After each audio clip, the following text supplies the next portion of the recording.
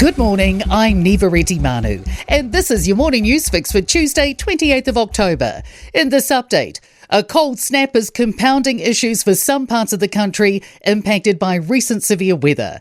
Clutha, Southland and Kaikoura remain under a state of emergency. There are extensive road and highway closures across the South Island, and thousands of people are still without power. Labour's confirmed plans for a capital gains tax if it wins the next election. The targeted tax would apply to profit made from July 2027 when a commercial property or residential property, excluding the family home, is sold. Business reporter Michael Circle has the details. The family home, farms, KiwiSaver, shares, business assets, inheritances and personal items will be exempt. Labour says 9 out of 10 New Zealanders won't pay tax on the property they own. It says every dollar raised will go into the health system, including funding 3 free doctor's visits a year for everyone with a new Medicard. Hopes bilateral meetings bring about further global support for the New Zealand economy.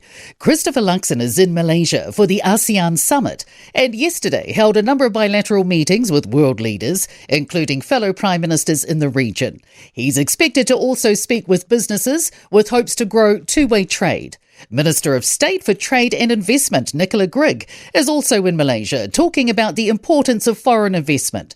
She says people see New Zealand as a good place to do business, but conversations need to keep taking place.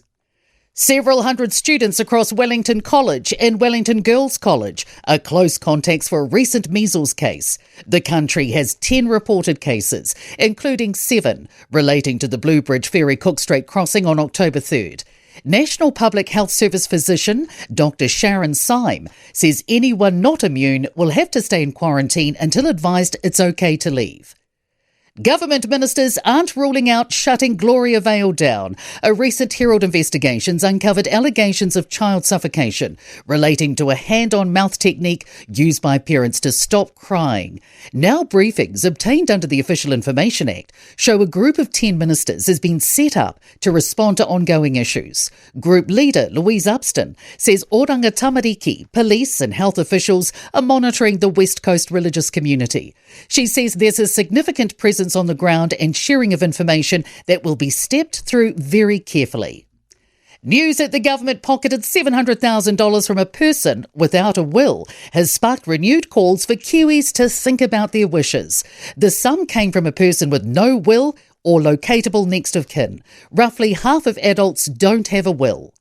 And in sport, Liam Lawson's Formula One future is set to idle for another month.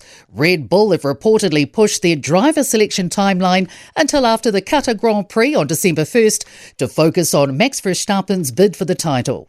Cycling's Tour of Southland has been postponed due to a weather-enforced state of emergency in the region. The 69th edition was set to start on Sunday. Indian cricketer Shreyas Iyer has suffered a lacerated spleen. He's in a Sydney hospital after falling awkwardly to take a catch in the third one-day international against Australia. I'm Nivareti Manu and that's your latest news fix. We'll be back with the next update at midday from the Newstalk ZB newsroom.